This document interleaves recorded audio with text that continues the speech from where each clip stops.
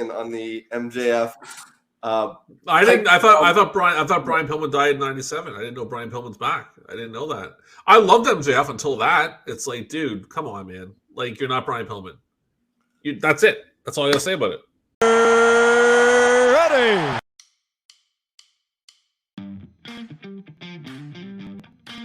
Newsstand versus Newsletter embarks on a journey of a classic wrestling year.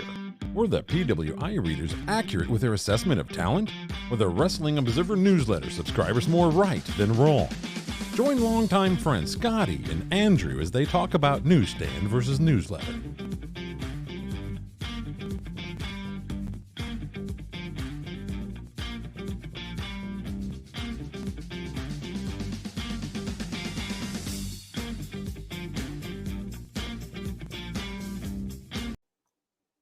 Welcome to a brand new episode of Newsstand versus Newsletter. I am your host, the future Hall of Famer Scotty B. Going to bring in Sweet Andrew. He's going to come in and say hello. There he is. There's Sweet Andrew. If you notice, my record took a couple seconds to edit that out. I think it was me just stand there for like this. Oh, really? I've had a few like that where I'm like, that doesn't look good. I'm just waiting. It's because of the lag. So before we get started on this show, let's talk about something we were speaking about in our, let's say, pre-production. The MJF issue, because we're putting this up early. This is going up either Thursday or Friday. So let's talk about the MJF thing. And listen, people, put in the comments what you think. I know a lot of you don't watch, but it's early on in the show. I know somebody has watched a couple seconds. I want your opinion on it, or I'll tell you mine, and I want everybody else to comment what they think. Mm-hmm. Well, first of all, I just want to say, what a dynamite. Oh, it was really good. I was working a lot of it to get this set up, but I was watching it too. It was really good. Great crowd. Great main event too. Great main event. Yeah. And somebody said it on Twitter. They said a lot of the ones that don't look the best on paper wind up over delivering. And that's the way this one would have been. Like, I would have looked at the lineup and said, but pretty good. As far as the MJF is concerned, I can say this. Somebody on Facebook said, with the death of kayfabe, can you be a heel in 2022 and not have the cool fans cheer for you if you get to be too good at being a heel? Yeah. And MJF did what I said.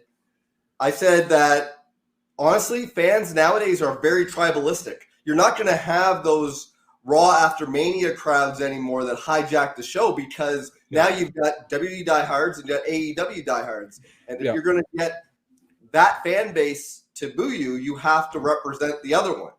So MJF, calling WWE by name, saying, I mean, it's been building, it's been festering. It's been mostly over social media, with MJF complaining about his pay and about how he should be getting more than some of the ex-WWE guys that just come in and work catering and still get paid more than him. If it's all that pent-up resentment he put in front of the microphone, and when wrestling's done best, it's when there's some element of truth. And I know you're not a big Lawler fan, but one of the things about Memphis is they would be real with each other when they were shooting on each other, and it just made it made you think, okay, well, if that's real, maybe other things are real too. And what about you? What's your opinion on the MJF? I thought Brian Pillman died in '97. I didn't know Brian Pillman's back. I didn't know that. I loved MJF until that. It's like, dude, come on, man. Like, you're not Brian Pillman. That's it. That's all I gotta say about it. It's pathetic. It's a pathetic scene. It's not real. For anyone watching this is real. It's not real. It's a work. It's on TV. Plain and simple. If they think he's gonna go out there and freak out without their permission, it's not gonna happen. It's never gonna happen. People have to understand about pro wrestling. It never happens if they think. The CM Punk pipe bomb was scripted. It was allowed. This was allowed. It's a way to get some more, like, what are you going to do with MJF right now? You can't put a Punk right now because it's too early. So you do this angle. Great. I'm all for it. But if people think it's not, if people think it's real, I'm sorry, it's not real. Yeah. It's completely not real. Yeah, it's a work with some shoottish elements in it. And I don't mind that. it did get a little too inside baseball with saying I'm not going for 5-star matches. I don't do head drops. I mean, Yeah, but the guys, the AW fans get that. They get that stuff. I mean, WWE fans wouldn't get that. Like some of the, I'm not insulting WWE fans who've been watching. I'm talking like just an average fan wouldn't get that. But AEW, man, they're not really big average. They're hardcore fans. Oh, absolutely. But MJF has always been really good at riding that line between shooting and it being kayfabe. You know, he does it with under the guise of kayfabe, which is commendable because so many guys can't help but winking at the camera. He's a great listen, I should go back on what I said. I don't hate MJF. I wasn't the biggest fan of the whole fire me part. I thought that's too Pillman-ish. I love MJF, man. I love watching this shit on YouTube. Like, his convention stuff's the best thing ever. Have you ever seen the TMZ video where they thought he was really being rude to them and didn't get it was a fucking work? TMZ put a video thinking he was being rude to somebody, but it's like, dude, it's a fucking work. You know, you get that? You ever seen the little girl, the 11-year-old, talking to him? No. He's I've like, seen the wheelchair where... Oh, the wheelchair one's great. But he's like, your dad made a really big mistake 11 years ago. If he would have spent $10 on a con, he wouldn't have this problem anymore. He's just greasing the girl. And it was a part where, like, he goes, like, the guy before the girl, the father was filming it, and he autographs a guy, picture for a guy, and he just throws it off the table. And it's just great. Like, he's a fantastic, fantastic heel. I don't like the Pillman stuff, and I get what you said earlier. Well, Pillman's been dead for, like, fucking 25 years. I mean, you know, most people that watch don't even get that anymore. I guess I'm older because I remember the Pillman stuff. And even then, I didn't really get it because I wasn't hardcore watching WWF. Well, I mean, if you think about it, I mean, if somebody was our age now in the 90s, 80s, they probably would say, oh, I remember when they did this angle with Bill Watts and Bruno. Yeah. That makes sense. You know, like everything, like wrestling is always going to borrow from its past because there's constantly new fans coming in. And it's a soap opera, so it's not over. It continues on the next week. So I wonder, before we jump into the what happened in 2002, then we'll talk about us in 2002. What do you see as? Do you see MJF coming on TV a lot, fucking around, or do you see him off for a while? Like, what do you see? I think it makes sense for him to be off, considering they're building toward Forbidden Door, and MJF he's not a Japanese guy. He doesn't care. He's not a New Japan guy. So it makes sense for. Like if you knew that you were going to be doing this and that you'd have Punk preoccupied with Tanahashi, which is awesome, by the way. I'm just fucking stoked for that because I just started watching Tanahashi matches, man, for doing this show. And boy, shut up here. And I'll tell you, man, like I know Tanahashi's awesome, and that's going to be a hell of a fucking match. Can't wait to sell it. I still got to pay you $32 for fucking the last one. We should be saying this on the air, and well, 32 is going right back out for this one because you know we're going to be watching it. But anyway, keep going. Is that for the? By the way, is that for the AW title, or is that does anyone know yet? It probably will be because Tanahashi's not the champion, so it was smart having him challenge Punk because it makes it like you can go either way. It'll probably be Punk retaining, of course. Punk's gonna fucking work his ass off against him, I'll tell you. Anyway, keep going. So is that? Go ahead. Oh yeah, so if you have Punk being preoccupied with Tanahashi, this is like his Royal Rumble challenger. Yeah. Then. What's the September pay-per-view called again? All Out? Full Gear? No, All Out, and then Full Gear in November. Yeah. So you have MJF do a modern-day pipe bomb where he threatens to take the title to Vince. Instead of like Punk threatening to take it to Ring of Honor New Japan, you have MJF threatening to take the title to Vince and say that he knows he has 2 years left on his contract, but you can't force him to work because he's an independent contractor. You know, he can go that route. Yeah. And then you have Punk and MJF at All Out, and then you have MJF go over it because MJF is creating buzz. They had a pay-per-view on Sunday, and the only thing people were talking about was MJF. And the thing is, too, I'll say this about not to cut you off. They might actually do it right. They might actually do it the right way. They might not fuck it up like Vince did when they bring it back a month later. They might actually tell MJF, okay, you go on the road with our belt for a few months, and we'll see you in a little bit. I mean, you look at the main angles in wrestling, and if you had wrestling fans or wrestling people, as opposed to writers, people who couldn't quite hack it on Everybody Loves Raymond, and they overthink it and they go too far when really the solution's obvious. You think about the invasion angle, how they fucked that up. You think about the NWO angle and how it was eventually fucked up because they didn't know what they were doing. They made the NWO too strong. They didn't give WCW enough victories along the way. Oh, God, yeah. I go back and watch that stuff now. It's fucking awful, some of that. Oh, yeah. And anybody that doubts Tony Khan at this point, they're just being a contrarian. I have faith that he's going to do what they should have done with Summer of Punk, only Punk is this in the Cena role this time. Yeah. I mean, you even have Wardlow with the preoccupied with the court stuff, so he's not entangled in the MJF world. But I could honestly see Wardlow turning heel and going with MJF and helping MJF win the title. I mean, it's just a thought. All right. Before we get to the next part of our podcast or video cast, whatever the hell we want to call it. The show was really good tonight. Again, I'm pretty Jericho. I'm telling you, man, I told you today, I don't hate on Jericho like I used to. I'm kind of like digging Jericho a bit now, to be honest, man. Like, because he's not at the top anymore. Yeah, like I kind of like that whole thing. What the fuck was with Kingston? Did Kingston almost fall down the ramp coming down? He almost had a Titus O'Neil moment. I was like, what's he doing? He can't fucking walk all of a sudden? I mean, but it whatever. It's Kingston. He's probably drunk. It doesn't matter. Something's going on. I mean, he drank that whiskey in that fucking pre-show. All right, so let's hop into the year 2002. I did a ton of research. This is a fun little year. I'll be honest, man. It is a good time. First off, 2002. What's going on at the Andrew?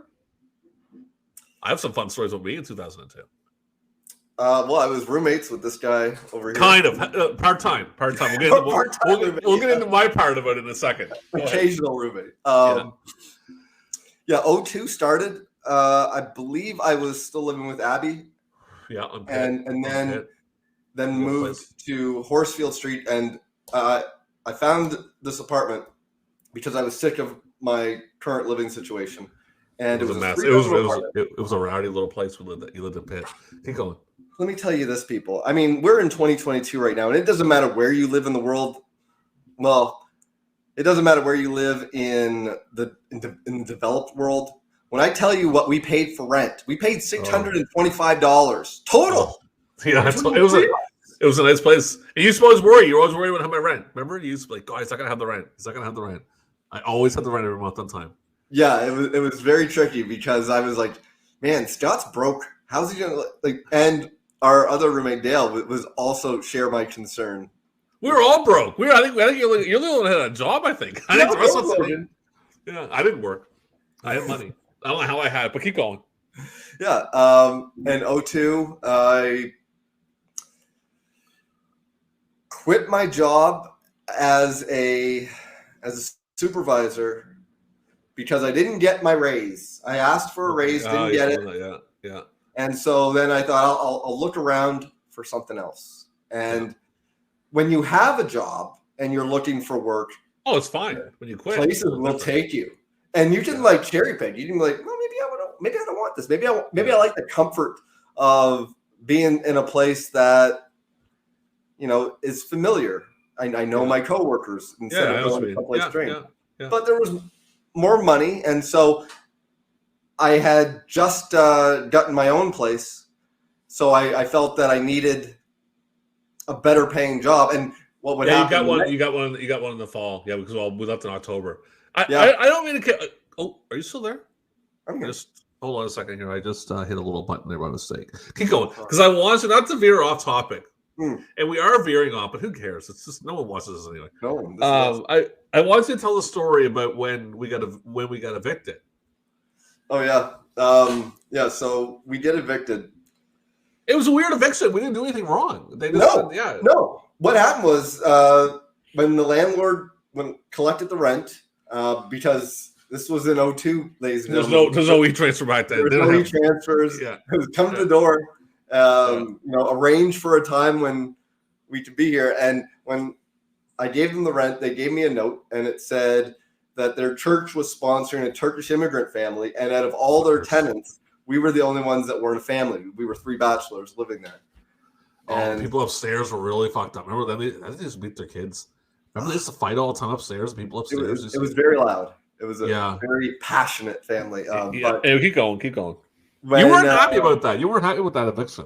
No, I did not like that at all, because I went from relatively steady living situation when I was married. Yeah. You know, we had a place to having a place, then another place, then another place. And I didn't like moving. I didn't want to move. I liked being comfortable. I mean, at that point, I was already having get-togethers. I was having Nintendo parties. Oh yeah, We it was a good didn't time. It was utilize a lot of fun. our basement Downstairs, we never touched it. We had an after-hours bar. We just used it when we'd had to use the bathroom when Scott was taking one of his 3 daily showers. But when they announced that we were, you know, being removed from the apartment, I decided, well, let's go out swinging. I would just play my stereo with the speakers out the window. You gotta understand too. We lived downtown. Like we lived right in the center of town too. By the way, so everyone heard the music playing. I would hear it like walk. I'd be like, no, there's Rolling Stones playing. But keep going. Yeah, I'd go to like the store to get something, and I would just have the music going while I was gone. I would hear it like 4 blocks away. Yeah. That was my O2. What about you, Scott? What did you do in 2002? Well, people heard half of it there.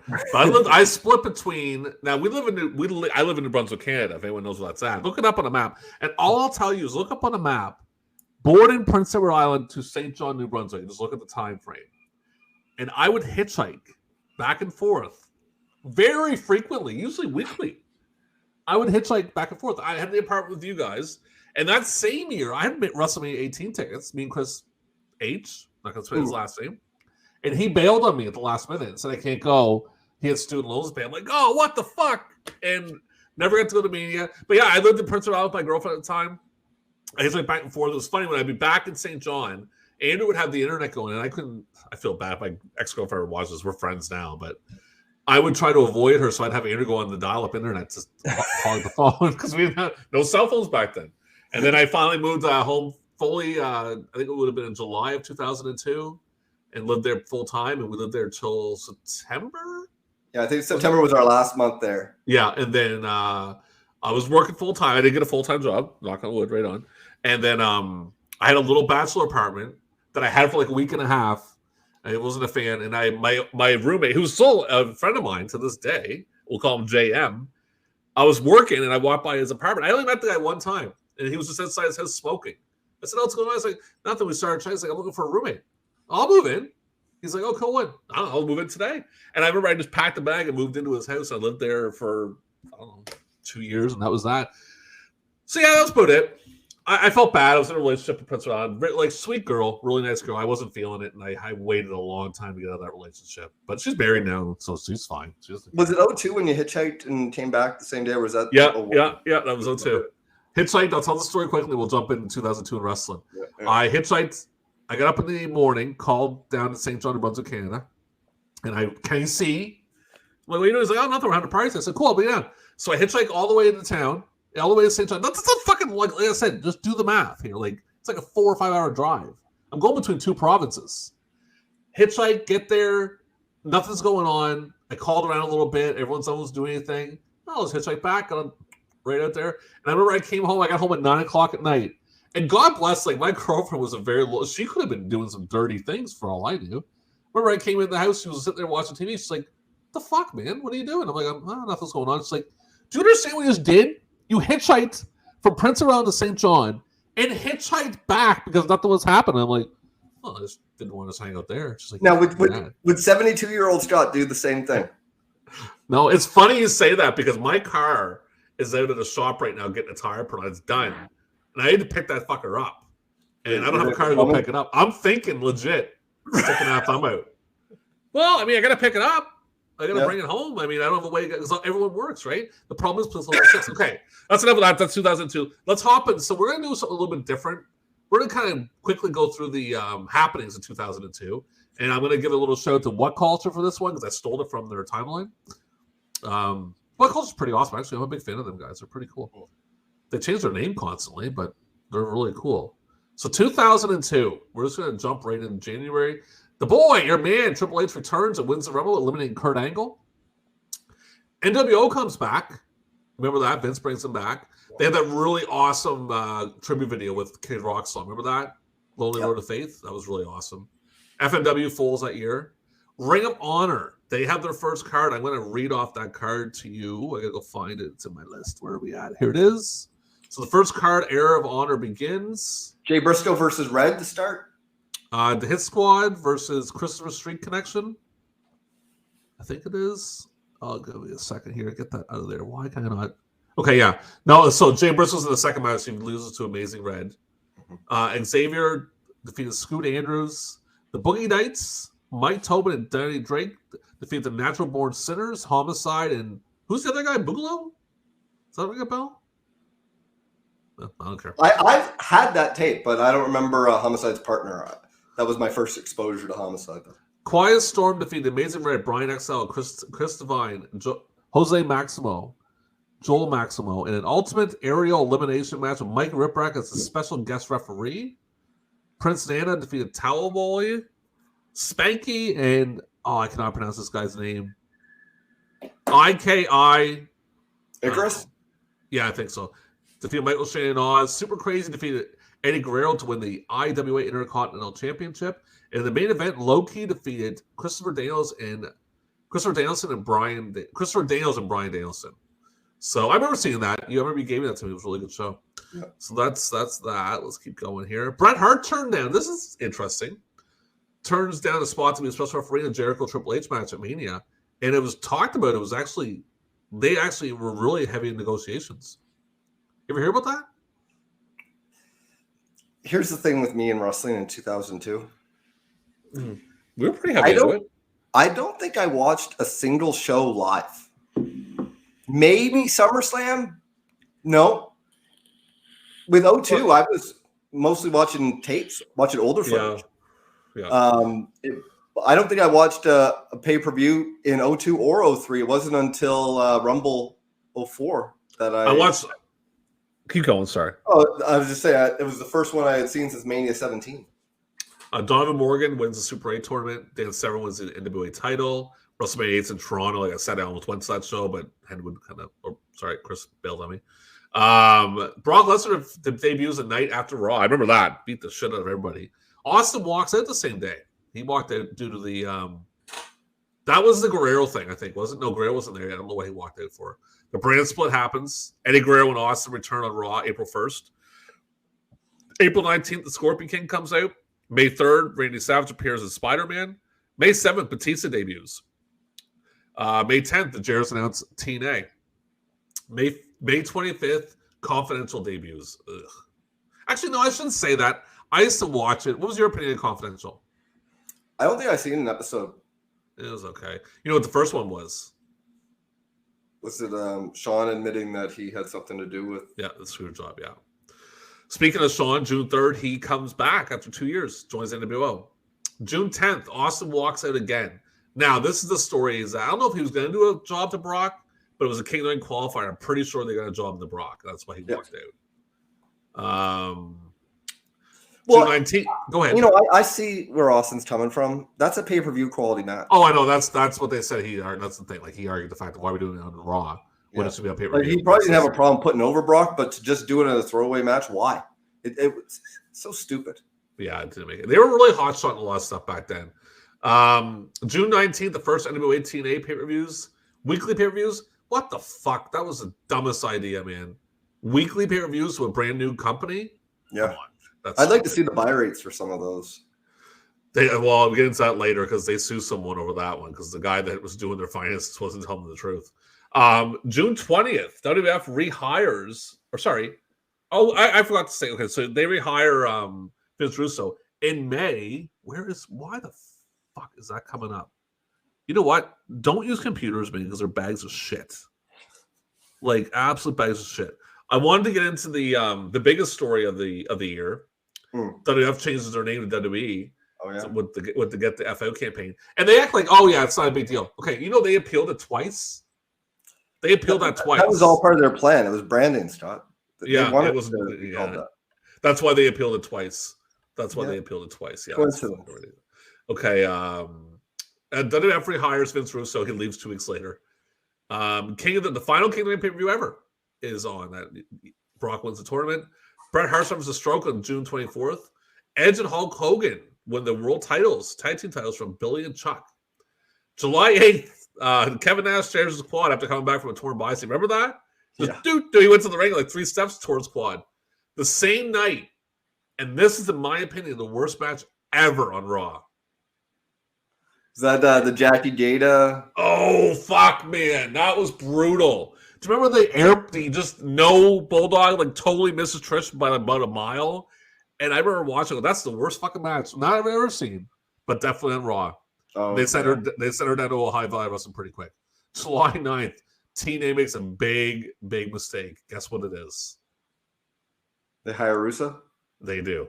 Yeah. July 15th, Bischoff debuts on Raw. July 15th, they also get rid of the NWO. You know, go ahead. Honestly, sorry to interrupt, but no, it's okay. It felt like Russo should have been there from the get-go. I mean, Ed Ferrara was, and they're joined at the hip, or it were was a at the time. shit show. I don't like. Didn't they see what happened to WCW? Like, come on, people. July 22nd, the European title is merged with the IC title. July 23rd, Rey Mysterio debuts on SmackDown. July 31st, one of the greatest days in the history of pro wrestling, WWE Films is created. August 10th, with 60,000 people go to global warning, and I think it's Australia. Chono wins his 4th G1 climax on August 11th. August 25th, SummerSlam at Nassau Coliseum. Brock beats The Rock. Triple H is given the world title. Go ahead. Sorry, the first WWE film, it was The Condemned, wasn't it? Or was it See No Evil? I think it was Condemned. I actually, when I watched it, because they had like a timeline, I'll put a link to the timeline on. I'll put it in the description. There is like they break down what it was. I kind of just went through and just grabbed parts of it out of there. But I'll put a link in the description. Triple H is given the world title on September 2nd. Talking about fucking getting married to the boss's daughter. That gives his perks. September 10th, in my opinion, the best angle of the year. And I want you to guess what it is. Is it Katie Vick? Billy and Chuck winning. Oh, okay. That was a good fuck, man. That was awesome. Yeah. CM Punk debuts September 18th in TNA.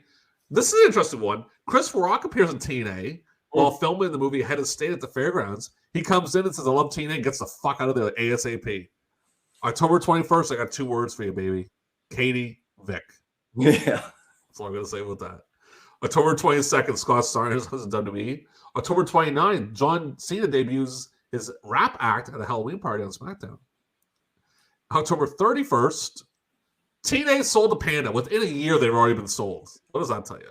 I didn't know it was that early. I thought it was later on. No, it was the same year. And wow. finish it off, October 31st, SmackDown Shut Your Mouth is released. And again, thank you to What Culture.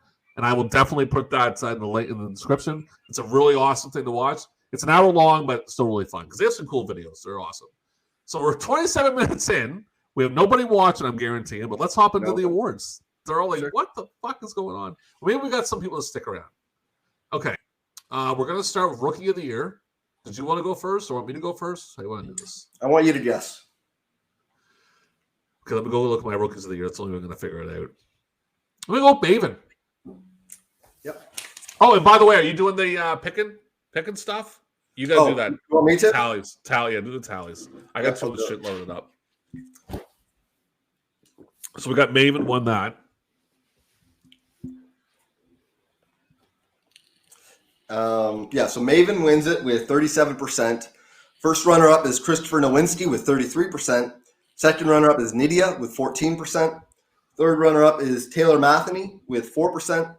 And honorable mentions totaling 12% include Travis Bain, Jackie Gata, Johnny Jeter. Oh my fuck! They put Jackie in there? Yeah, somebody voted.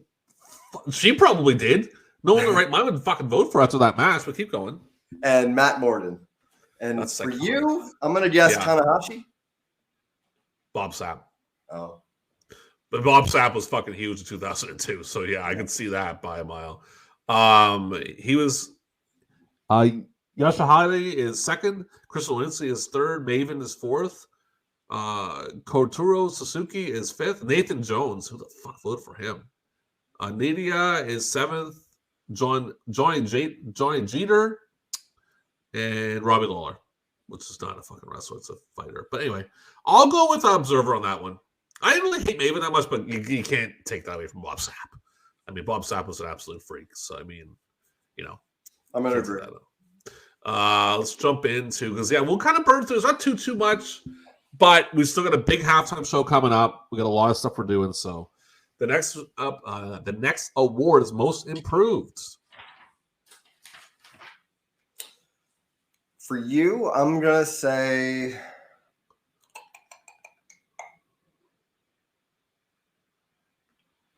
John Cena. Brock Lesnar. Brock Lesnar wins most improved with... Why do I have the format even up? That's completely pointless. I don't even use it. There's another screen open. He wins it with 1,640 votes. Edge is second with 1,016 votes. Takayama is third. Trish Stratus, Low Key, Kenta, AJ Styles, Ron Killings, Matt Hardy, Doug Williams, Eddie Guerrero, Goldust, and Amazing Red. For you, I'm going to go with Trish. It's Also the next big thing. It is Brock Lesnar with. Yeah, but I'll say this: Brock. I don't want to cut you off, but I wanted to mention something. Can I bring it up now and let you? Yeah, go ahead. He definitely did improve from year to year on that, because he was okay in Ohio Valley, but he was definitely better at WWE. But keep going. Yeah. So Brock wins with 61%, which is a huge landslide victory. First runner-up is Trish Stratus with 14%. Second runner-up is Jamie Noble with 9%. Third runner-up is AJ Styles with 5%. And honorable mentions totaling 11% include Batista, Booker T, John Cena, Ron Killings, Low Key, Malice, Chuck Palumbo, and Victoria. Okay. Not bad. I'm very jealous of your mic, by the way. Your mic looks much better than mine. My mic sucks. I don't like it. I want to buy a new one. I like your mic. It looks nicer. Mine's a bag of shit. And it's all fucked up. I broke it. I don't know what the fuck I did to this thing. Who knows what's wrong with this thing? I just throw it around. Like, I'm done. I'm just throwing it here. All right. So, there's no picking there because it's the same award. The next one is going to be Inspirational Wrestler for you and Most Disgusting Tactic for the Wrestle Observer 2002. So you go ahead with the Inspirational. Oh, my God. I'll put Hogan. It is Mr. Edward Guerrero. Yeah, that makes sense. The whole getting fired, going to the Indies, coming back makes sense. Yeah. He was probably one of the first guys to do that, where, because you get the Honky Tonk Man, Greg Valentine guys who work indies, but and worked the indies. Like, he didn't take nights off. He was busting his ass. He wins it with 25%. First runner-up is Hulk Hogan with 22%. Second runner-up is R.C. Haas with 14%. He would eventually become Charlie Haas. Yeah. Chris Benoit is in third place with 12%. Oh, that's creepy. That's creepy. People. Yeah. I mean, our neighbors to the south have certainly been inspired by some of our some of the Canadian cripplers' best work. Yeah. Honorable mentions totaling 27% include Tommy Dreamer, Spike Dudley, Triple H, Ron Killings, Maven, Shawn Michaels, Rey Mysterio Jr., Dallas Page, Jeff Peterson, and Al Snow. And for most disgusting, is it Katie Vick? Oh, you don't say. Do you like the picture? Look at the picture I got. That's a nice little picture. You got trips now like that. And it's like, so if anyone's listening on the, but I mean, that's a fucked up angle, man. I mean, that's why I don't know why he's on your Mount Rushmore. Oh yeah, stuff like that. He is. That's listen to this. The votes. The Katie Vick angle gets 389 votes. Number 2, WWE Hot Lesbian Action angle, which I don't mind that at all. But that got 34 votes. What a big gap. Yeah. New Japan using China to go over, man. Man, did you ever see that? I actually seen the clip of her, and she is fucked up, man. Japan. Oh yeah. Like, she's high as a kite, bro. TNA gay bashing angle. TNA using Owen Hart's name on the area. That's pretty shitty. WWE trying to use 9/11 anniversary to build heat. Oh my god, I couldn't imagine. WWE giving the title to Hogan. That's not a bad thing. And TNA trying to use race for heat. So you're telling me it's worse to give the title to Hogan than to use racial stuff for heat? Okay, I guess that's how it works. What I'm curious about with the Observer Awards, Do they have like nominees and you choose, or is it all write-ins? I think the disgusting one, I think, is you just write it. Everything. I don't think they have. I don't know if they have nominees or not. I've never seen a form. I've never. Okay, so maybe they don't have nominees. So maybe that's why you get some of these weird results where it's like some people may have just forgotten. Yeah, I don't know, but I just think the fact that But either way, that's what that is. But this guy had to go Katie Vick. That's one of the most famous fucked up angles ever, which is just pathetic. Anyway, the next one we're gonna go with most popular for you. Most underrated for me. So it's your turn to pick most underrated.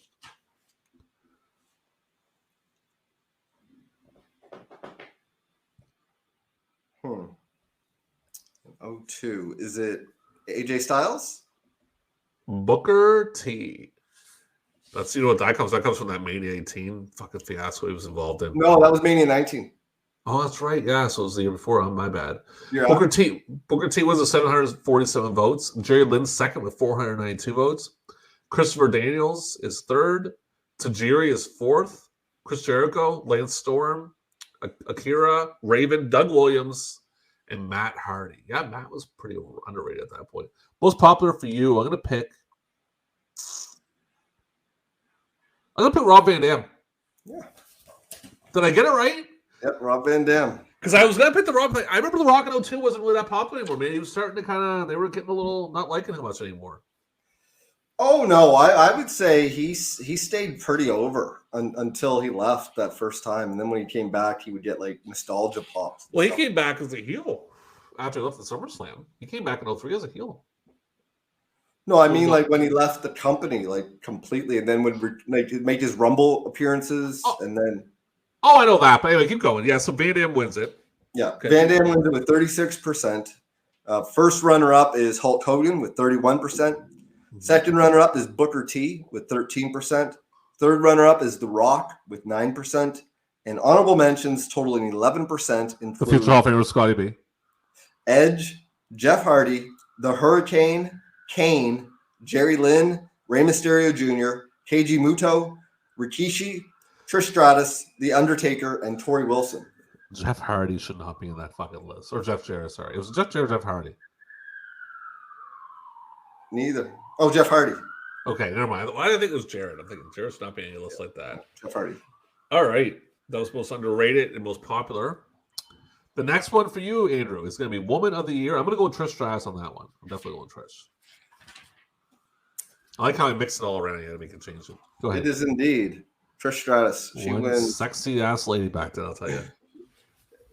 Still, she wins Woman of the Year with 40%. Did you meet her? Did you meet her with Foley? How was the interaction? It was good. It was good.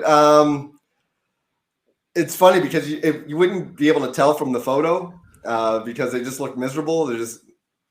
But it was fine. Like I mentioned to her, I said I wasn't anticipating meeting her. I had plans just with Foley, but like halfway through the lineup, she came and sat down with him, and I was like, oh, so now I gotta say something to her too, because I only had in mind just to talk about the Orndorff match with Foley, but yeah. So then I had to like come up with something, and I was like, yeah, and for you, I guess it's obvious the Lita matches, and she said, yeah, obviously, and in hindsight, I should have said I actually prefer her Victoria matches, but it's interesting. And I'm going to cut you off, and then we'll get to runner-ups. But how did Foley react to your love for the Orndorff match? He was surprised because he always gets Hell in the Cell. He said, "Oh, that's a good underrated classic," and I said, "Yeah, I really think that was your best match. That was my favorite Cactus." Yeah, the Super Brawl match. That was really good. The suplex on the guardrail. Jesus Christ! Anyway, keep going. Yeah, so Trish wins with 40%. First runner-up is Stephanie McMahon with 24%. Second runner-up is Stacy Keibler with 18%. Third runner-up is Tori Wilson with 12%. And honorable mentions totaling 6% include Dawn Marie, Molly Holly, Ivory, Jazz, Future Hall of Famer Scotty B, and Victoria. I want to be in that list. Okay. Best non-wrestler. It's Paul Heyman. It's the Paul Heyman Award. Yes, it's Paul Heyman. Paul Heyman, but if he isn't in that, that's the Paul Heyman Award. Yes, Paul Heyman wins it with 3,139 votes. Eric Bischoff comes second with 1,023. Ric Flair, Vince McMahon, Jim Cornette, because you have to put him in there somewhere. Antonio Inoki, Stacy Keibler, Kenny Baldwin, Goldilocks, and Jim Mitchell. So yeah, it's the Paul Heyman Award. That's what that is. It's the Paul Heyman. They should Award. rename it, honestly. They probably will eventually. They probably will once eventually. he dies, maybe. But I mean, Danielson's still alive, and he has an award named after him. Although it wasn't until he retired that they named it. The man who doesn't sweat, Bryan Danielson. I wish I could relate. I'm dying right now. What's wrong? Don't you have the AC? I didn't want to have it on because I know you would complain about the noise. That's true. Let me turn it on. Let's see. It's not that loud.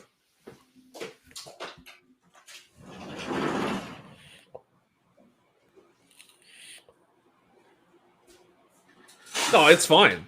I remember when I bought that thing, and we're going to jump into the feud of the year here. Coming there, landed in Vancouver, it was like plus 29. I'm thinking, oh, that's not good. And just like sweating in that fucking room, man. I had 2 fans on me, couldn't sleep, and then I got the AC. I cabbed home with that fucking thing, and I remember putting it and then thinking, this thing doesn't work. What the fuck? And Mario, your roommate's like, oh, brother, just gotta turn it on, man. I'm like, oh, okay, good. And I put that thing in that room, and I went out to get something to eat, and it was like minus fucking 3 when I came back. It was so goddamn cold in there, and it was the greatest thing ever. And I think that could be happening in my world, and the air conditioner could be coming up in my world here pretty soon. All right, last award before we hop into the halftime show is gonna be feud of the year, and you gotta guess mine first.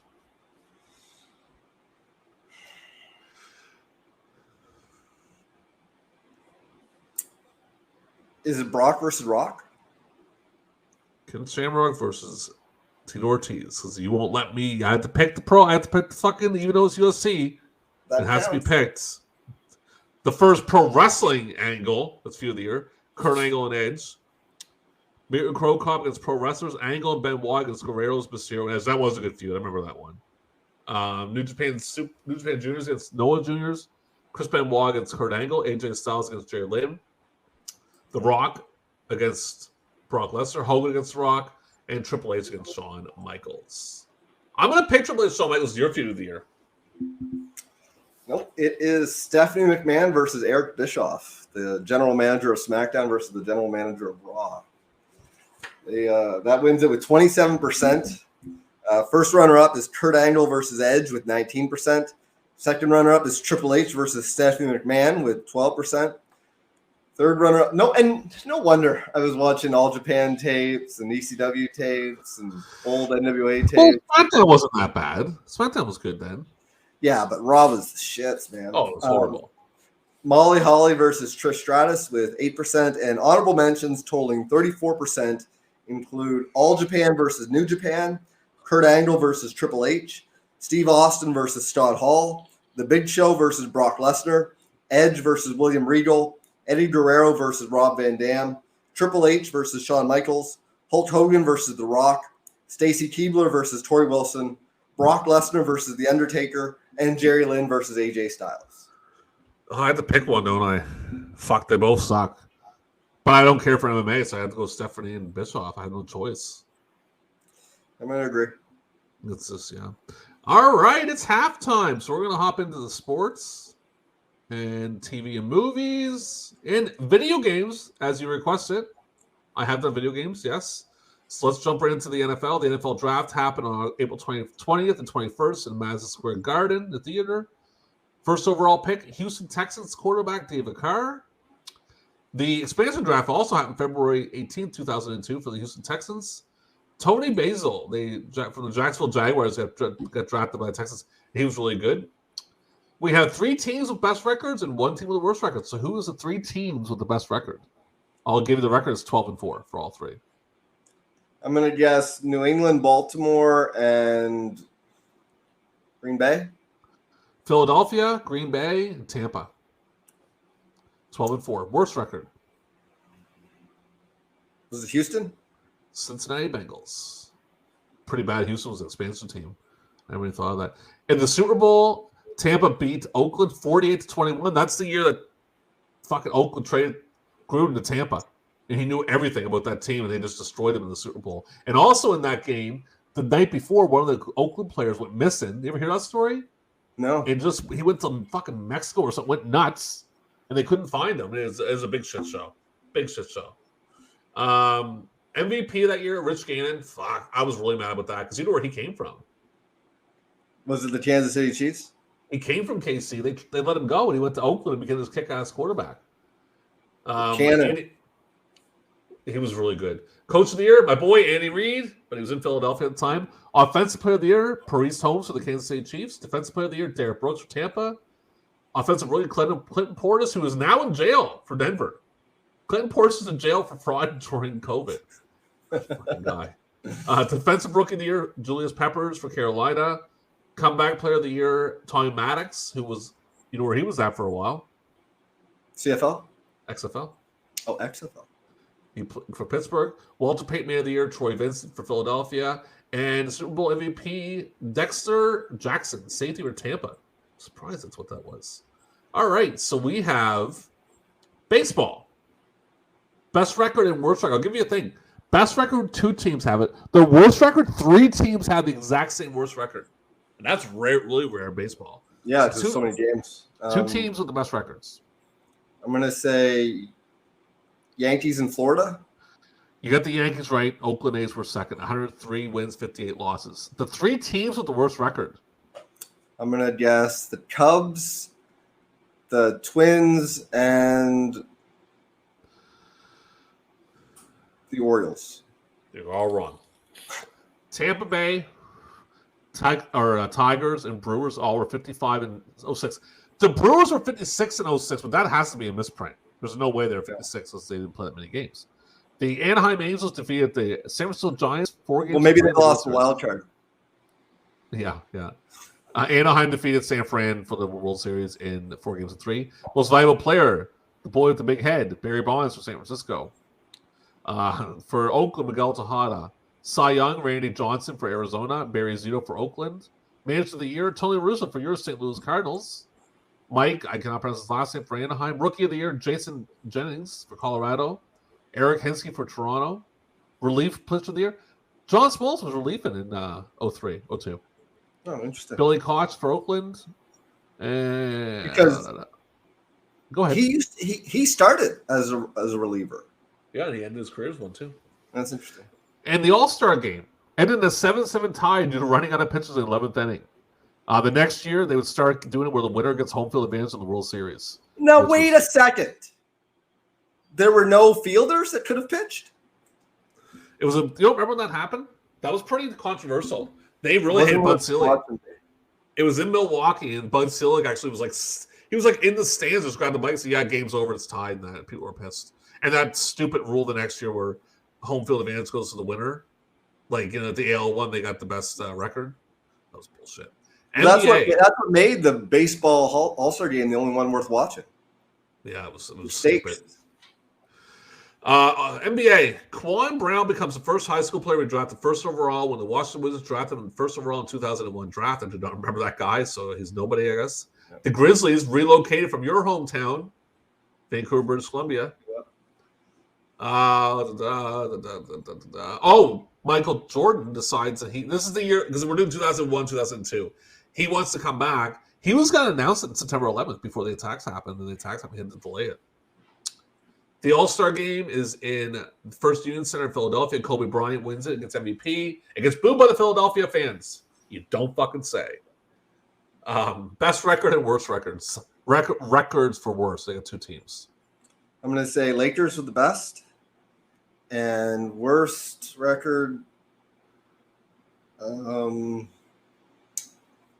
Grizzlies and Nets. The Kings were the best record, 61-21. And the worst record were the Bulls and the Warriors at 21-61. So opposite. The Lakers beat the Nets in 4 games to 0. I'm going to play a little something here for you. And we're having a little fun with this.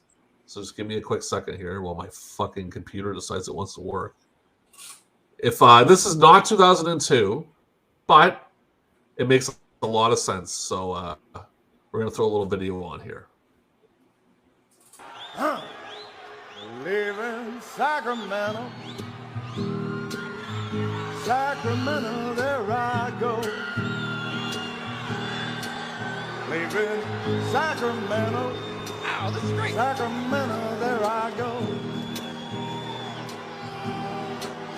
They got some fat ass women there, and Rock is gonna just say no. What a song, just say no. Well, I might take a plane, I might take a train. How do you people live here? You must be insane. I'm leaving Sacramento. Sacramento, I won't stay. Check this out, check this out. Check it out. But I'll be sure to come back when the Lakers beat the Kings in May. I'll be sure to come back when the Lakers beat the Kings in May.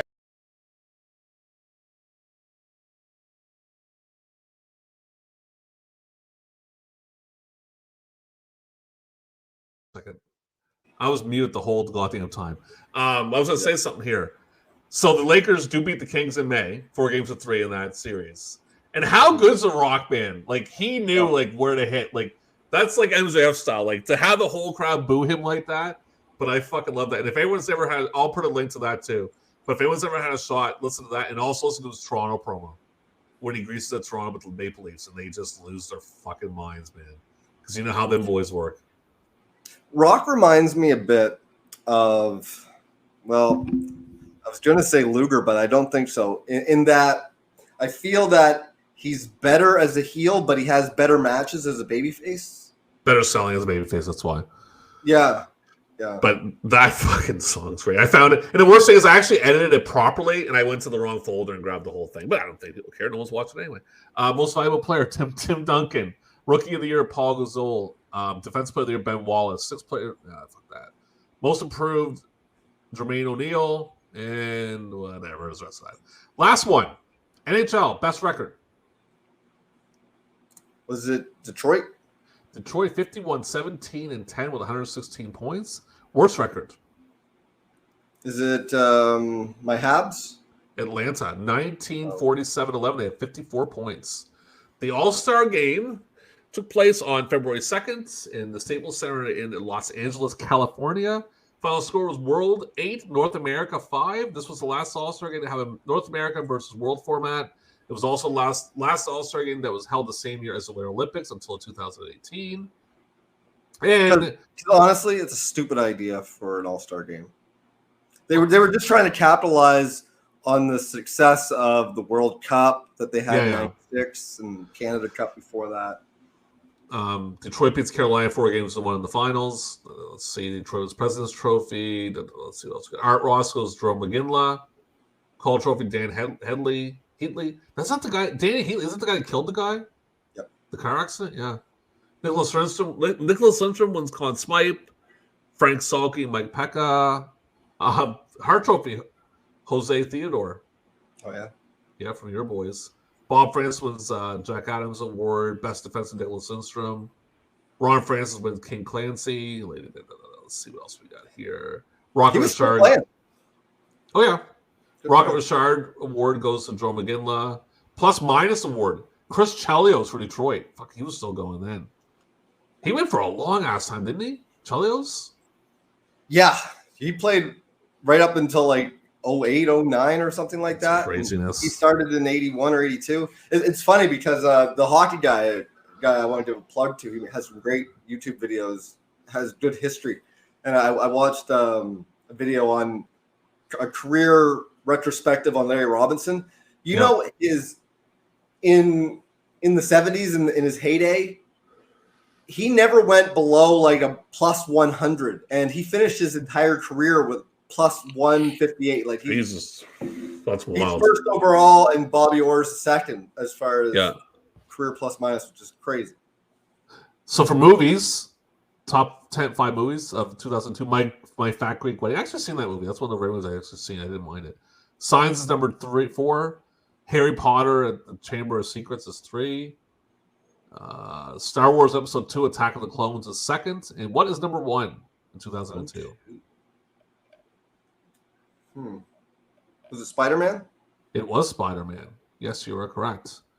All right. So for music, top 5 albums. Elvis, 30 number 1 hits is number 5. Coldplay, A Rush of Blood to the Head is number 4. Yuck. They're a fucking Radiohead ripoff. Avril Lavigne, Let Go is 3. I remember my ex-girlfriend, her cousin fucking went crazy for Avril Lavigne. Number 2, The Eminem Show. I actually own that album. It wasn't bad. His last good album. And number 1, you can go ahead and guess. If you guess right, I'll be impressed. Was it In the Club? Norah Jones, Come Away With Me. Who the fuck Norah Jones is? So that tells you right there. All right, TV shows, top 5. Law and Order, number 5. Everyone Loves Raymond, number 4. ER, number 3. CSI, Crime Scene Investigation. And the last one, number 1 is... Is it Friends? It is Friends. That's one of the first... Man, I'll tell you something. That's going to be the last time that all the regular shows were top 5 before the reality shows and all that bullshit hit in. And before Sunday Night Football. Exactly. Back then it was on ESPN. And top 5 video games. Kingdom of Hearts, I'll tell you something, dude. I dated a girl one time who was obsessed with that fucking game, man. Like when they brought new versions of like anything. When that came out, man, I was getting no sex for like, I'm talking like months. I wouldn't see her. What's it about? I don't know anything about it. It's like, I don't know. It's like role playing and all that crap. She's obsessed with it. She still is to this day. I still know her. Number 4, Madden, NFL 2003. That was like the last good one they had. Number 3, Pokemon for Game Boy Advance. Oh, I'm not telling the formats. Okay. Number 2, 2002 FIFA World Cup on multi-platform. And number 1 video game of 2002. It is a fun fucking game. It is, yes. And I'll tell you, bro, that's one hell of a fun fucking game right there, man. It's just don't try and stay on track with the story because you start shooting people and it's like, that's it. I shouldn't say that on the air. That's probably just fucking bad. Yeah, open world games. That's what it's all about. All right, so our actual halftime show, we're going to compare 82 to 2002, then 2002 to 2022. Kind of like the big difference. I'm going to punch that thing. Yeah. So basically how I'm doing it, we could talk about it too. I got the ratings for each year for PWI. And I also have some 5-star stuff we can talk about quickly. So the ratings for February of 9, and they're all from February. Well, no, I'll take. Oh shit! Sorry, my bad. I'll take away from that. The 2022 ones don't actually have a date. They're kind of just there. Yeah. But the 1982 ratings starts with tag teams. Do you want me to go from the 10 to 1? Yeah, go 10 to 1. Okay, we have Mr. Onita and Masafuji at 10. Tully Branson, Gino Hernandez at 9. The Samoans at 8. Tony Green, Rick Martel at 7. Nikolai Volkov and Chris Miroff. Never even heard of that.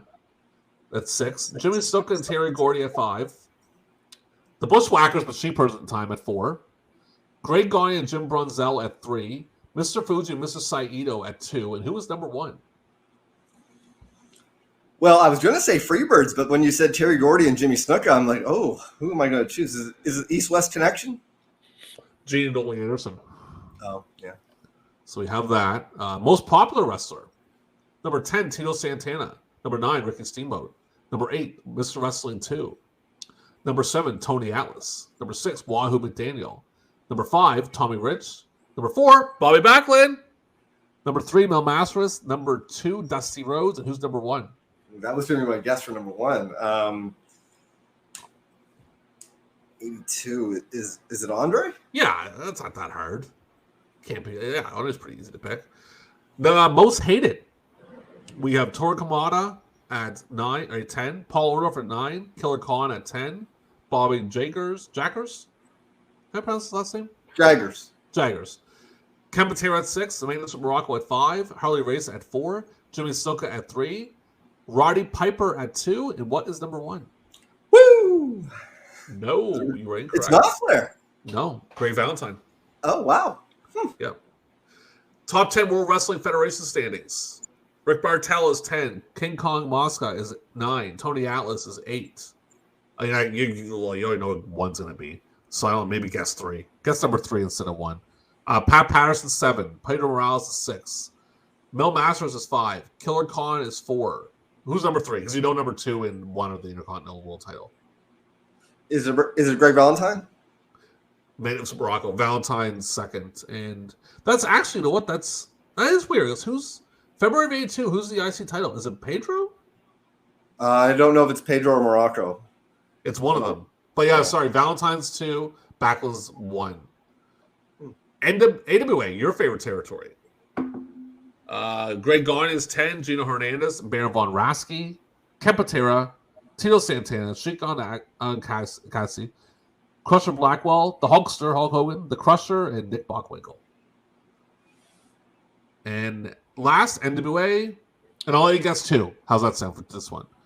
Paul Orndorff, Jack Briscoe, Blackjack Mulligan, Dusty Rhodes, Charlie Cook, Harley Race, Ivan Koloff, Tommy Rich. Who's number 2? Yeah, I'll be impressed if you pick number 2. Is it Roddy Piper? Sergeant Slaughter. And Flair's the thing. So we look at this, 82. Oh, 82 has 1 5-star match, actually. Let me go take a look at that. It's an interesting one. It's the first 5-star match that Meltzer ever gave out ever. Is it Dynamite and Tiger Mask? Ric Flair and Butch Reed. Oh, yeah. Yep. From let's see the date on that real quick. It is April 7th, 1982. So I mean, 82 for me, I gotta tape a bunch of 82 stuff. WWF's still Backlund's still good in 82. He starts slowing down a bit at the end of the year and starts getting kind of bad. I think the Snuka cage match really didn't do him any favors. No, because it's like have you ever seen the movie Tombstone? Oh, years ago. Yeah. The main takeaway that people get from Tombstone is the Val Kilmer performance. Yeah. Everything else just feels like it's not as good. And I'm no Snuka fan. Like, he's okay. He wouldn't make my top 200. Maybe. Yeah. But he's big in 82. He's big in 82, yeah, man. He had a connection with that crowd that Backlund didn't have. Yeah. And at the end of it, I mean, it becomes like Snuka saying, like, you know how Sean would always talk about how, you know, he stole the show. Well, Snuka stole the spotlight from Backlund. And then after that, his stuff became more important than the world title stuff. Like, Backlund was defended against individual Samoans. Oh, yeah. No, got bad 83. I mean, Snuka came in 82 and just took that apart. They had the Tiger Mask and Dynamite match in 82 in MSG where Vince didn't know what the fuck was going on. Backlund's still good. I mean, Backlund has a match with Adonis. He's doing pretty good. But again, the Snuka cage match, which I think happens in June, that's his downfall, man. After that, it's like, dude, you're not gonna come even close to getting over like this guy. NWA, you could probably go with NWA better than I can in 82. Like, what do you know about NWA in 82? Well, I watched all the Mid-Atlantic stuff that's on the network, which starts in, I believe, 81. And right now I'm in early 85. So Excuse me. I did see that section of NWA. I mean, I haven't, my Florida viewing is minimal. Same with Georgia. A lot of the territories that are under the NWA banner, whether it be Kansas City or even Portland, I haven't seen enough to qualify to comment on it. But from the Mid-Atlantic that I saw, the talent is there. Yeah. The TV is, it's okay. Like, they would have the occasional angles and stuff, but it felt like you could miss several episodes and still be all right. You weren't missing much. It really picked up with the Slaughter Kernoodle against Steamboat and Youngblood stuff, but that was in 83. Yeah. 82 is, you know, you got World Class not really coming in their own just yet. That would happen at the end of the year. Mid-South, same thing. I mean, you had Junkyard was still relatively hot, but 82 just feels like I don't know, like it feels like how 96 felt for the WWF, where the pieces were there, but they hadn't quite put it together. Yeah. With 82, you look at, like, there's not much difference from who's there. Well, AWA is pretty hot with Hogan. They're pretty hot with Hogan. Hot, yeah. Yeah. But as far as NWA is concerned, it feels like 82 is just warming up for 83, which would be their big year. 82 was AWA, and WWF was just doing its own thing. All right. So let's jump. Let's see. So I did that. I can close out of that one there. More windows I close, the better. So let's jump into 2002. This is 20 years later. Now, this is going to be interesting when we look at 2002 compared to 2022. We're going to see a lot of the same guys. Are we though? We might if my fucking computer wants to work. Flair's the only one that I could think of that had an impact, and even then in 2002, he was a non-wrestler. Yeah, I might have non-ratings here in a second. My computer doesn't want to work here. No, here we go. All right. Top 10 in general. We have Jericho, Rhino, Fujiati, Christian, Van Dam, Akiyama, Austin, Muda, Kurt Angle, The Rock. So, I mean, this is February 2002, so it's exactly 20 years later. Tag teams. Misawa and Agawa, APA, Lance Storm and the Hurricane, Big Show and Spike Dudley. I don't fucking remember that tag team. Do you? That's weird. Tenryu and Inouye. I can't pronounce his last name. The best tag team of all time, Brothers of Destruction. Test and Booker T. I vaguely remember that. Fujinami and Nakamura. The Hardys. And then the Dudley Boys. WWF Top 10. We have Bradshaw, Big Show, X-Pac, Kane, Tajiri, Taker, Edge, Jericho, Kurt Angle, Christian, and Austin as champion in February. Oh, no, they're doing that. What the this is a weird one. So we have the WWF one, right? And then we have WCW/ECW, and it has everybody else. Like it has Awesome, Canyon, Raven, Taz, Storm, Hurricane, Test, Booker, Van Dam, Rhino, and then The Rock. Does this make sense to you? You know why that is? Because it may say February, but it's giving you 01 stats, man. That's like when they had the invasion angle and they had the alliance. That's right. Yeah, that's right. Okay, AAA. I'm not doing AAA. I'm not doing CMLL. NWA. I'll do this, which is not really much. But NWA. Prince Justice, Tom Brady, John Olliebach, Brandon K, Magnum, Dr. Luther, Hot Stuff Hernandez, Mike Samson, Iceman Buck Q, Kevin Northquist, and the champion is Steve Corino. Do you know one of those guys, Dr. Luther? He's in AEW right now. He was a Canadian indie wrestler for years. Got a job because of Jericho. So that's that. That's 2002. I mean, I don't know. It's just like, let's take a look at 2022 because we can talk about 2002 if you want. We're on it. We've already talked about it. Like, we don't have to really go into more detail about it. I would say mostly the main differences between 82 and 02. Let's discuss that. Those are huge and nobody's there. They're all completely. Only person even around is still Hogan. No, I mean like the wrestling world. In 82, you had several territories. Some of them were thriving, others were on a downcline, but there was a lot of places to work. In 02, there was WWF. And TNA, if you want to make no money. Yeah, you had TNA, you had Ring of Honor, you had Lucha, you had some Puro federations, but in the US. Oh, it was WWF. That's televised TV or televised wrestling. It was WWE. Mm-hmm. Or if you lived in Ohio, you did Ohio Valley, which was just basically WWF's farm system. Which would have been fun to have. You had some of them tapes. I remember watching them. Oh yeah, it was fun. But I'm saying it's like saying NXT is competition for WWE. I mean, it's exactly all under the same banner. Yeah. I mean, 2002 was a weird year. We've already gone over it. Still not bad. I find like 04 is when it really starts dropping, like quickly. Yeah. And then we have 05, 06. Oh shit! Like, who cares about that? Last but least, it's funny to me too. When we were discussing what we were doing in 02, I remember more about 02 than I did in 2015. Oh yeah, because life was a little more entertaining back then. Do you remember as much detail about 2015 as you did about? No, I was just a big football guy. Football was my thing. Yeah, I was obsessed. Like I still love it, but not like I did then. That was my whole life, bro. That was everything. My Chiefs had to win the Super Bowl, and then they finally won. And I'm like, okay, I'm good now. I still like it, but I'm not. I don't watch. I'll tell you one thing I don't watch ever anymore, and I don't watch NFL Network. I don't watch any of the shows about football. I watch none of that stuff anymore because I hate the biases. It just drives me absolutely nuts. I can't watch it. Let me ask you this: are you going to gamble this season? Probably not. I don't really trust it. I think it's I think that That's absolute bullshit, the NFL.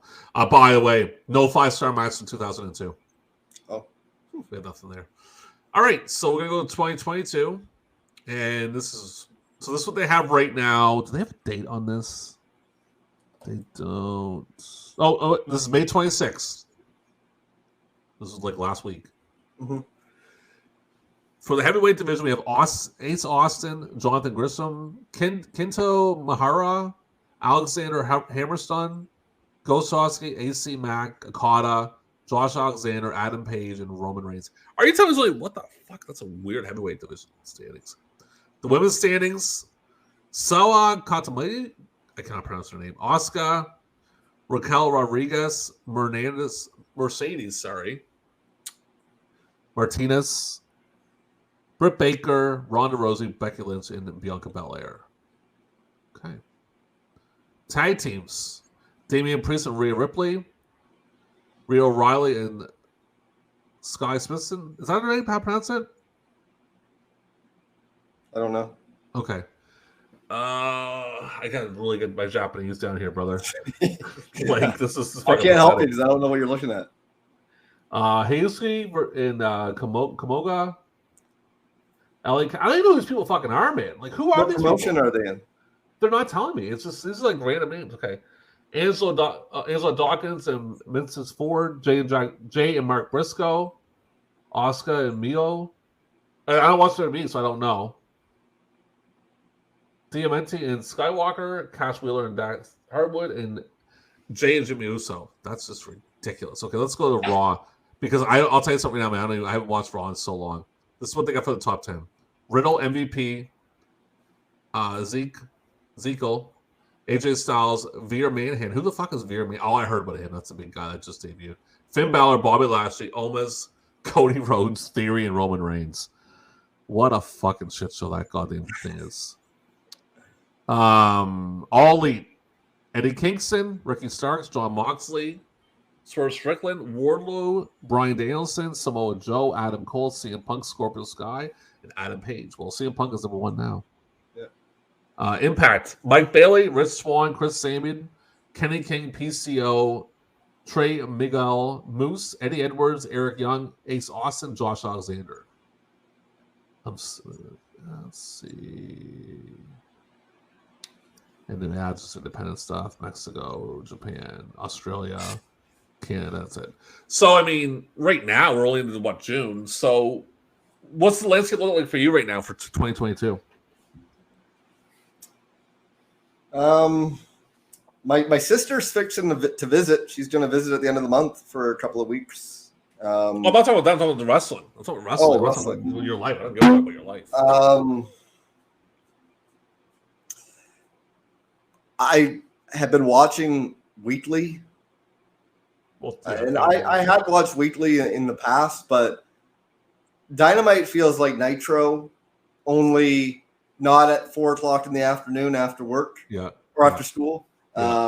It's live, It's not like you read the spoilers, like because I mean they're unavoidable. You could not know what was going to happen in 2 days. You would hear about stuff anyway. It's a great time to be a fan of AEW and even Impact. Honestly, I've been watching Impact and I've been grading the matches on the Grapple app. Yep. And that's just because my boys, the Briscoes, are there now. So I watched that. I was watching before, but I was like half paying attention, but now I actually pay attention. And they put on some all right shows. My problem with Impact is just that they need to get to a larger arena. It feels so dead. The crowd is just, there's like 4 rows of people. It's just not enough people. WWE, we watched the Rumble. You won money. And if we weren't gambling on the Royal Rumble, would we watch it? Are you watching Hell in a Cell this weekend? No. Did I watch Mania? No. Did I watch anything else? Sorry, fans. I know you're like, we're an hour and 15 minutes in, so nobody's watching. We're just talking to ourselves, but we might be on Brian's thing. WWE sucks. Like, that's really just plain and simple. AEW is very, very good. You guys can believe what you want. That, like, I don't care. Like, WWE is garbage. I prefer AEW. Like, but people complain when they give Goldberg the title, but it's okay when Punk wins the title. Like, Goldberg was like When's the 50 full-time fucking 4 wrestler? years old and almost killed Taker for fuck's sakes. Like, Jesus Christ, dude. It's a little different with Punk. He can still go. Yeah, and he wrestles a full-time schedule. Goldberg was like, I'll take the pay-per-view paydays. You know, he was on that Brock schedule. Fuck, he was Punk wrestled tonight in the 6-man for crying out loud. Yeah. All right, let's get out of the halftime. So let's hop into the rest of our stuff here. We got some more awards for I don't know where the hell we're at right now because we're so far gone. I think I went last actually, so it's my go. Most overrated wrestler 2002. I'm gonna say, is it Trips?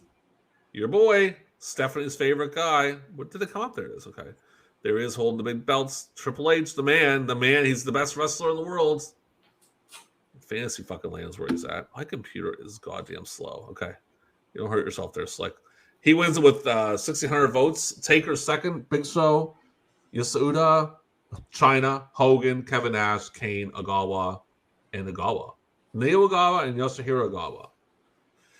So that makes total sense because his fucking Trip sucks. At this point, he's garbage. Like, especially in 02 when he came back like with 30 extra pounds of, neck muscle, wellness. Oh yeah, wellness. Yeah, he had fucking neck. He had 3 necks on him for fuck's sakes. Most hated for you. I'm gonna go with.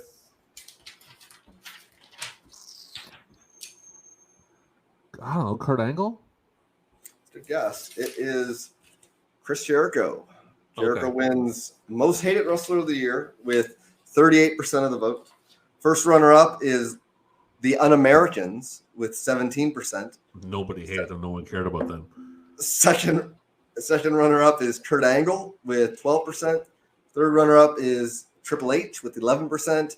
And honorable mentions totaling 22% include Doug Basham, The Big Show, Eddie Guerrero, Molly Holly, Jeff Jarrett, Ron Killings, Kevin Nash, Rico, and X-Pac. Kevin Nash wrestled for like 13 fucking seconds in that day. He had one match and he literally walked across the ring and tore his fucking shit. He was done. All right. Did he? No, he had a 6-man in the early part of the year when he literally came back and okay. So it was Hall, Nash, and Hogan against Rock and Austin. They gave it away on free TV. It was like, whoa, what a match. Hold on a second. Let me close out of this. Where are we at? Get out of that. I'm just trying to clear up my shit here. All right. Next award, Tag Team of the Year. I'm going to go with you. I'm going to go with Rey Mysterio and Edge. Oh, you didn't know? How did they win Tag Team of the Year? Billy and Chuck. Oh, Billy and Chuck. Okay. So Billy and Chuck win Tag Team of the Year with 31%. First runner-up is Booker T and Goldust with 19%. Second runner-up They were a fun little tag team. Oh, they were. Yeah. Second runner-up is 3 Minute Warning with 11%. Third runner-up is Kurt Angle and Chris Benoit with 9%. And honorable mentions totaling 30% include Masa Chono and Hiroshi Tenzan, Christian and Chris Jericho, Christian and Lance Storm, Rob Conway and Nick Dinsmore, Bubba Ray and Spike Dudley, Edge and Rey Mysterio Jr., Eddie and Chavo Guerrero Jr., Chris Harris and James Storm, and the Hurricane and Kane. Let me just say, you know what we forgot? What's that? We went to a show together in 02. We did, yeah. It was the one at the Harbor Station. They talked about the Canada, and you made a comment to Edge and Jericho. Did you not? I don't remember. We were walking. Like, hey, you guys are the wrestler guys. You do the wrestling. Remember we were walking up the thing. Like, you guys are wrestling. It was Edge, Val Venus, and Test. I think they gave you this look like we're gonna beat the shit out of this fucking guy. He calls us phony. You phony balonies. You should have been like, I'll put you in a headlock right here. You should try to put one of them in a headlock. See what happens. Like when our buddy tried to wanted to rush the ring drunk at the last house I went to, and I'm like, are you in your fucking mind? And you know who's in the ring when he wanted to rush the ring? Samoa Joe, Roman Reigns, and Strowman. I'm thinking, dude, you'll get killed if they get a hold of you. Who would you rather not have get a hold of? All three of them, who would be the one that you'd want to grab a hold of you? So like out of all of them. Brock. I think I could handle myself. No, I'm not talking about Brock. It was Roman Reigns, Samoa Joe, and Braun Strowman. If you had to pick for one of them to grab you, I would not want Joe grabbing me because he'd fuck you up, man. But Joe's pretty big. Like Joe's a little out of shape. I could probably outrun him. Yeah, I guess Samoa Joe, but you're not gonna have a good day that day. Roman's a little more company boy. He might not hurt you that bad. Yeah, But but anyway. he's also Samoan, so. Oh, he would fucking destroy. He would destroy you. He wouldn't last 5 seconds. No. Okay, so who's my tag team of the year?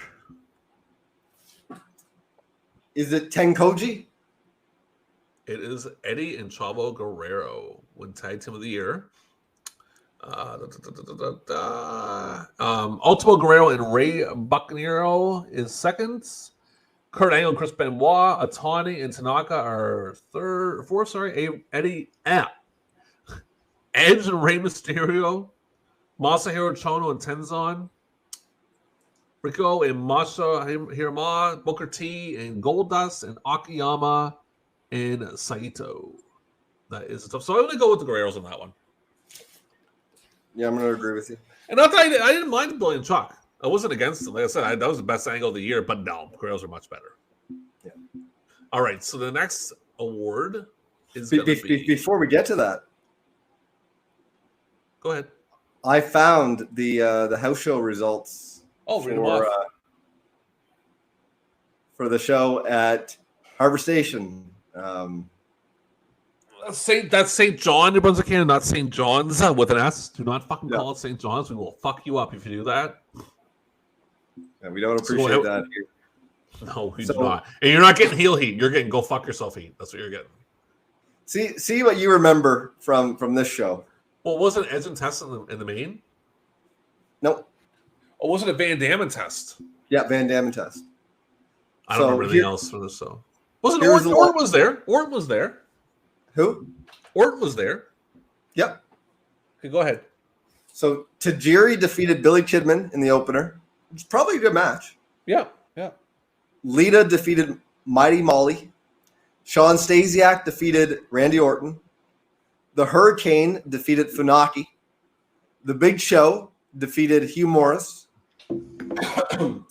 Christian defeated Rikishi to retain the WWF European Championship. And this was a WWF show because this was January 6th, 2002.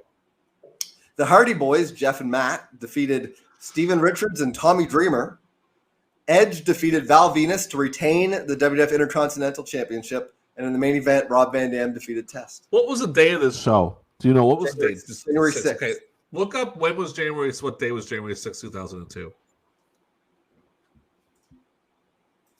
Just Google it and we'll tell you. I think it was a Saturday. Yeah, because I'll tell you something about that.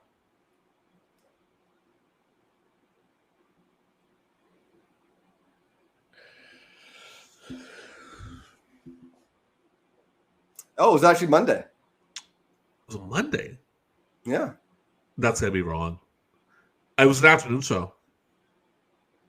It was an afternoon show. I remember vividly it being an afternoon show. Hold on a second. I trust you. I do. I just don't know if that's right. Give me a second here. Oh, no, sorry. It was a Sunday. Hey. Right before the Hardys were at the 3 Mile with Lita. They walked in. I was outside. I used to have this girl that I would and no one's watching, so I don't care if anyone hears it anyway. Me and her would randomly make out. We'd see each other at the bar, we'd make outside the bar, we'd just make out for like half an hour. And we were making out and they walked right past us. Jeff and Matt and Lita. And we're like, oh, look at that. It's fucking Hardys. And she just got a hold of me and we kept doing our thing. But I remember Lita looking at us and kind of laughing that we were just sitting there making out for no apparent reasons. Like, that's how it happens in St. John. This girl used to always wear a turtleneck. And what the fuck's she hiding? Because I never got any further than making out with this girl. Who knows what's going on? Met her years later, and the Facebook friendship didn't last too long. But anyway, comeback wrestler of the year and show of the year for me. So you go first with the show of the year. Was it SummerSlam 02? It was SummerSlam 02. Really kick-ass show. Yeah. Brock and Brock. Even Trips and Michaels wasn't that bad. Went too long. Kurt Angle and Mysterio had a really good match. So yeah, definitely matches show of the year. And comeback wrestler of the year for you. I'm going to go with the Hulkster. Hulk Hogan, brother. It was the Hulkster. Hulk Hogan wins comeback wrestler. It's fair. That's a fair award to give him because he did come back and had a good year with 40%. Captain Lewis second. Yeah. First runner-up is Eddie Guerrero with 21%. Second runner-up is Chris Benoit with 18%. Third runner-up is Ron Killings with 7%. And honorable Right. mention. Ron Killings is mentioned right after Chris Benoit. Is that a coincidence? It's a coincidence. Benoit Killings. That is, of course, our truth, ladies and gentlemen. Still going strong in 2022. And I have my runner-ups for the show. You can go with yours, and I'll tell you my runner-ups. Yes, so honorable mentions totaling 14% include Eric Bischoff, Bill DeMott, Goldust, Triple H, Kenta Kobashi, Joni Lauer, Jerry Lynn, Malice, Rey Mysterio Jr., Scott Steiner, and Ultimo Dragon. And what's crazy about this, Scott? Yeah. Shawn Michaels didn't even get an honorable mention.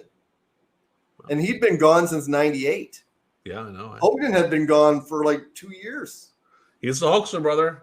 Yeah. My runner-ups for the shows of the year, UFC, November, whatever. All Japan, February 24th. Pride Bad Blood, February 24th. Pride and K1 Dynamite, August 28th. ROH Road to the Title, June 22nd, Philly. All Japan Women, February 24th. Listen to this. That's crazy. All Japan had a show, Pride had a show, and New Japan Women had a show. All Japan Women had a show on the same day. Huh. WrestleMania in Toronto, Noah at Budokan Hall, February 17th. The Rumble in Atlanta, January 20th, and that's that. All right, so now, if anyone's still watching, we're not that far. We're only an hour and a half in. They're fucking gonna watch, you sons of bitches. Match of the year. And you get to go first. I'm itchy as fuck. Let's take a look here. I'm going to look at my match of the year and try to pick yours. Mm-hmm. I'm going to go with the triple threat match between Guerrero's Benoit and Angle and Edge and Mysterio. What was it? Rock and Hogan. Did you watch it? Rock and Hulk Hogan. Oh, yeah. Great crowd. Great crowd. Oh, the crowd was unbelievable, and I'm still pissed I didn't get to see it live because I could have went to see it live if someone didn't bail out on me. I had the ticket. I had a fucking ticket for that show. That would have been a pretty good show to see, Scott. But, I mean, we did it to see Rob Van Dam against Test. So Hogan and Rock. So let me ask you. So I got to scratch my back here. You had I'd seen it live, like not in person, obviously. I watched it live on TV. What was when did you see it first? Do you remember? When I got it in the tape trade. What was your opinion? So what's your opinion of that match? Because you'll talk about it right now.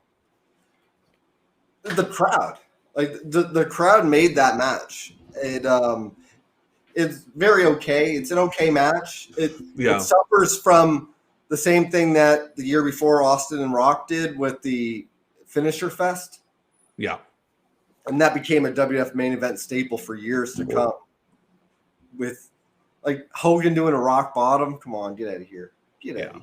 It's kind of silly. Great crowd. Match. Stupid to try to have something follow it. You know. Yeah. Because that whole show after that's like, okay, we're fucking done. Who cares? Like that's I remember thinking like the main event Triple H and Jericho, and I remember watching it going, no one gives a fuck after Hogan and Rock. Yeah. Like and trying to make Hogan a heel in Toronto was insane. What's your runner-ups? So they win it with 29%. First runner-up is Triple H versus Shawn Michaels with 24%. Second runner-up is Kurt Angle and Chris Benoit versus Edge and Rey Mysterio Jr. with 14%. Third runner-up is Eddie Guerrero versus Rob Van Dam with 8%. And honorable mentions totaling 25% include Chris Jericho versus The Rock, Kurt Angle versus Triple H, Kurt Angle versus Edge, Kurt Angle versus Edge. One was from April 21st. Another one was from May 19. Low T versus Jerry Lynn versus Psychosis versus AJ Styles on June 19. Kurt Angle versus The Rock versus The Undertaker, July 21st.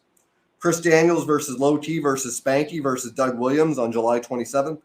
Kurt Angle versus Rey Mysterio Jr. on August 25th. Kurt Angle versus Chris Benoit on September 22nd.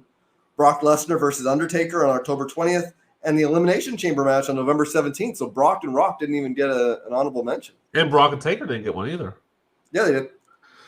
Oh, they did? Okay, because that was a great match, a Hell in a Cell match. All right, what's mine? I'm going to say Angle and Benoit against Edge and Mysterio. You are correct, from No Mercy, 2002. I watched it. Oh, yeah. Yeah, I'll tell you this about it. They had that stupid thing where we're tag partners, we can't get along because we were working WWF. It's not like other fucking places where if you're a tag partner, You can be a tag partner and not hate each other, but then they have to. And somebody's like, if you two get into a fight there before, you'll be suspended for a full year. It's like, okay, why do tag partners not get along in this company? Like, what is wrong with this company where they never get along? Like, why are they always, and why are you putting people together that don't get along? Like, there's some people I don't like. I don't want to be their tag partner. It's fucking stupid.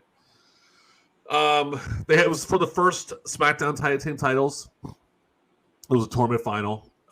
They had a fucking 15-minute goddamn video before the match, so I went for a nap while the video was playing. Literally, it was like 15 minutes long. Like, I don't give a fucking goddamn shit.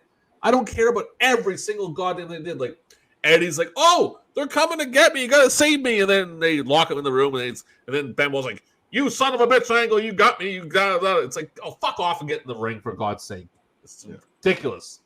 Match was okay. The finish was kind of fun. They were doing like different little things, but one spot I remember, Benoit went for a headbutt. Didn't even come close to who was going to hit. It totally missed it by a mile. Angle had Edge in the ankle lock and had him like and Rey Mysterio hit the 619 on Angle, which was very cool. It was a really cool little spot. Oh no, good match. I mean, nothing special. I wouldn't go on and say like it's the greatest thing I've seen better undercard matches in AEW than that, but it was okay. Yeah, better matches that year. I'd put Hogan and Rock above it. I'd put Brock and Rock above it. I don't know Michaels and Trips. Tenryu against Kozumi. I can't pronounce the fucking last. I don't care. Triple H and Michaels is third. Muda and Kawada is fourth from Tokyo, February 24th. American Dragon, Low-Key. Misawa and Kobashi against Akiyama and Nagata. Spanky versus Low-Key versus Daniels versus Williams. Benoit versus Angle from LA in September. Eddie Guerrero versus Edge. So, yeah, that's that. I'll still pick Hogan. I'll pick Hogan Rock because it's definitely better. Yeah, I agree. Excuse me. Getting tired here. All right, we're coming to the wire. The next one's the Stanley Weston Award for you and the best gimmick for me. So I go. It's my pick. You can pick me first. Best gimmick? Yeah. I'm gonna say Billy and Chuck. Oh yeah, that was a good time. That was a lot of fun. I really like that gimmick a lot. Yeah. That gimmick. Brock Lesnar being the next big thing is seconds. Get well, Randy Orton's third. I remember that he broke his arm. Yeah. Jamie Noble and Nidia. I can't pronounce. What the fuck was the girl's name again that Jamie Noble was with? Remember they were playing Trailer Trash? Nidia. I was right. Bob Sapp, Booker T, and Goldust. Christopher Street Connection. The Hurricane Magnum Tokyo. So yeah, like that's that. And for Stanley Weston Awards, Luthez. It is Jim Ross. Luthez died there. I can't believe it's Jim Ross. Why the fuck is Jim Ross for? Jim Ross gets the Stanley Weston Award. All right, fine. Okay. Last main award, Wrestler of the Year. I'm gonna guess for you, Kurt Angle.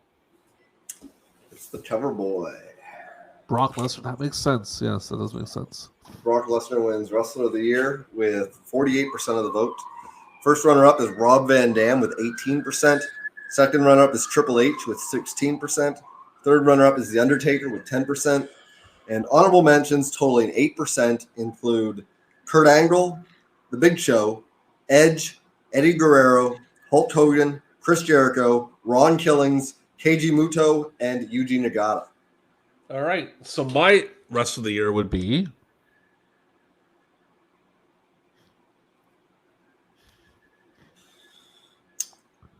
Is it Keiji Muto? Kurt Angle. Kurt Angle wins it with 2,123 votes. Eddie Guerrero second. Keiji Muto is third. Chris Benoit, Yuji Nagata, Takayama, El Hinzo Del Santo, Jerry Lynn, Tiger Mask, and Low Key. So you're going to go into the long... Wait, who are you giving that to? Angle. Angle? Yeah. You're going to go into the long in memoriam. Okay, kids, if you want to turn it off, do it right now. And I'm going with PWI. So our final results, you went 3-2 for Observer, and I went 3-2 for PWI. Fun. All right. So you have in memoriam to go over. 2002, dude. Fuck, they were dying daily. May of 2002, man. I guarantee 5 people died like that week. Well, in the 20 teens, like whether it be 2013 or 2016, I've had to read like 3 columns, sometimes 4 columns of deceased wrestlers and wrestling personalities. This one's a long one, but it's just one column. Yeah. Okay, go ahead. Here are the wrestling personalities who we lost in 2002. Bud Adams, Ben Alexander, Shoichi Arai, Steve Bolus, Basil Bozinis, Jay Caldwell, Herb Calvert, Moose Cholak, Daryl Cochran, Big Dick Dudley, Abe Ford, Billy Garrett, The Golden Terror, Masked Medic Tony Gonzalez, George Gordachenko, Swede Hansen, Virgil Speedy Hatfield, Sam Kent, Eric Koulis. That was, of course, Masked. Yeah. He committed suicide. Oh, shit. I can't say that word on here. Fuck, they're going to block me. Sorry. Logger Larson, Mike Lima, Little Frankie, Bobby Manigoff, Terry Manton, Wahoo McDaniel, Pete McKay, Mighty Igor, Carl Murnick, Bob Nelson, Bubba Nicholas, Bubba Knuckles, Brian Ong, Don Owen, Mike Padosis, Jeffrey Peterson, Ted Rocco Rock Petty, Jeff Rattlesnake Routes, Nick Roberts, Nelson Royal, El Sanguinaro, Slick Robbie D, Davey Boy Smith. Oh, yeah. I remember when that happened. Lou Thez, Harry Thornton Jr., Billy Travis, Randy Tyler, Stanley Weston, Tim Mr. Wrestling Woods, Miyuki Yanagi, and Mike the Alaskan York. Say Luther's biggest one of the year. Yeah. Yeah. I'd say Dave Boy's up there pretty high too. Yeah. That was a shocker when he died. All right, so you have some predictions for 2003? I do.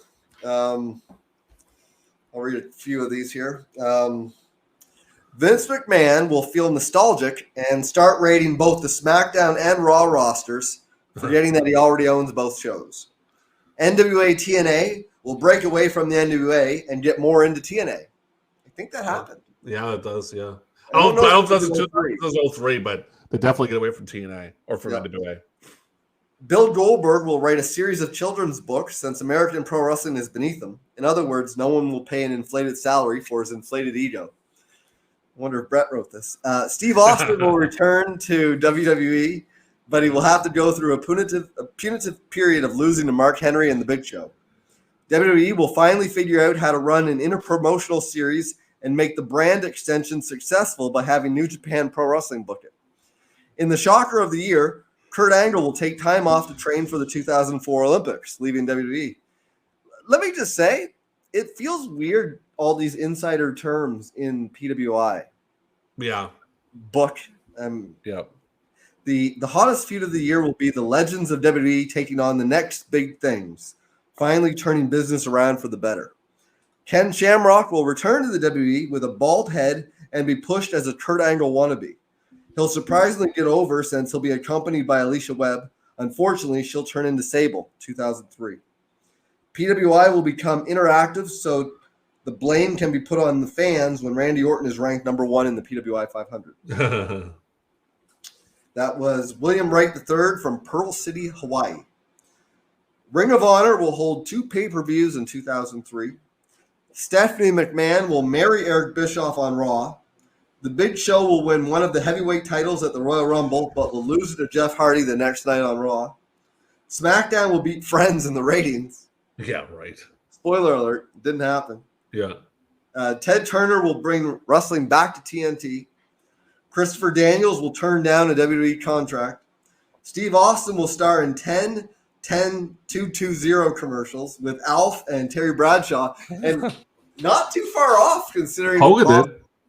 Well, Austin does all sorts of commercials. Like he did that one with Ice-T and all that. Oh yeah, the I know what you're talking about. Yeah, it's kind of funny. The Mark Messier one. You want to drop? No, thank you. Yes. Yeah. It feels like Alf would have been in something like that too. Yeah. Rob Van Dam will co-star in a Jackie Chan movie. The Rock will only wrestle at WrestleMania and SummerSlam. It's close there. Yeah. Bill Goldberg will sign with WWE and no one will care. Edge will be number 1 in the 2003 PWI 500. The main event of WrestleMania will be Hulk Hogan and Vince McMahon versus Eric Bischoff and Ric Flair. Well, they had Hogan and Vince, so they're kind of, it just wasn't, yeah. Rey Mysterio and Tajiri will exchange the Cruiserweight title 5 times on SmackDown. Steve Cardoli from Olathe, Pennsylvania. And last one, Steve Austin will return at the Royal Rumble. Vince Russo will write a book entitled How I Killed WCW and Got Away with It. Hulk Hogan and Vince McMahon will wrestle at WrestleMania 19. There you go. Kurt Angle will win the 2003 Royal Rumble and go on to win a title at WrestleMania 19. Almost. He has a title, but yeah. Yep. Triple H will make an open challenge at King of the Ring and will be shocked when Bill Goldberg answers it and beats him. Jerry Lawler will develop a fear of puppies after Mae Young strips to her bra and panties and then flashes Lawler on Raw. All the wrestlers and NWA TNA will go on strike after David Arquette wins the NWA title in his first match. Edge will shock people by shaving his head bald and turning heel, but he will come very close to winning the SmackDown title in several matches. WWE will bring back the Intercontinental title, with Rey Mysterio Jr. winning it in a tournament. Booker T will steal the spotlight at the Grammys by doing the Spinaroonie. That was Mike Leochi from Oshawa, Ontario. Those were some predictions for 03. Well, he got a couple right. Right. Okay. Let's hop into the last one here. This is our secondary awards for Wrestling Observer. Most outstanding wrestler. Angle. Kurt Angle. Guerrero's second. Best on interviews. Heyman. No, Angle. Heyman's a close second. Most charismatic. Rock. The Rock. Yeah. Bob Sapp second. Hogan's third. Best technical wrestler. Benoit. Angle. Benoit second. Best Bruiser Brody. Best brawler.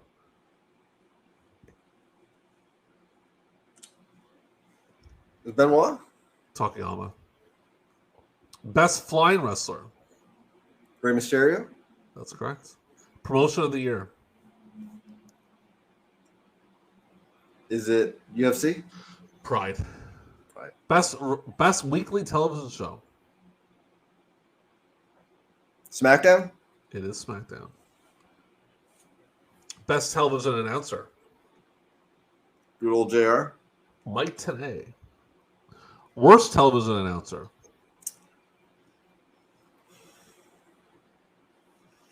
I don't remember if Coachman was doing it yet, so I'm going to say Lawler. It is Lawler. Coach was there, but Lawler wins. Excuse me. Oh, sorry. Worst show of the year. Like Wrestle Major show. TNA Pay-Per-View 6. King of the Ring. Oh. Best wrestle maneuver. Shining Wizard. No, F5. Rear's favorite wrestler. Kurt Angle. Yes. Rear's least favorite wrestler. Triple H. Triple H, baby. Worst wrestler. Big Show. That's correct. You're getting it all right. Worst tag team.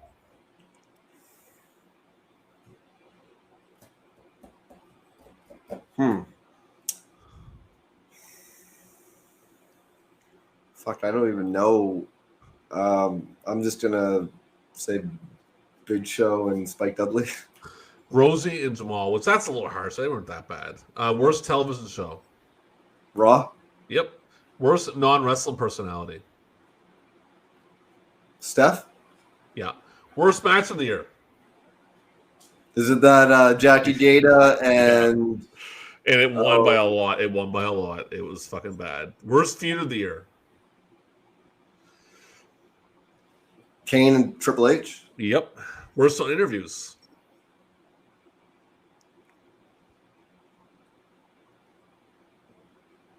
Trips. Stephanie, you're close. Worst promotion. TNA. XPW. Best booker.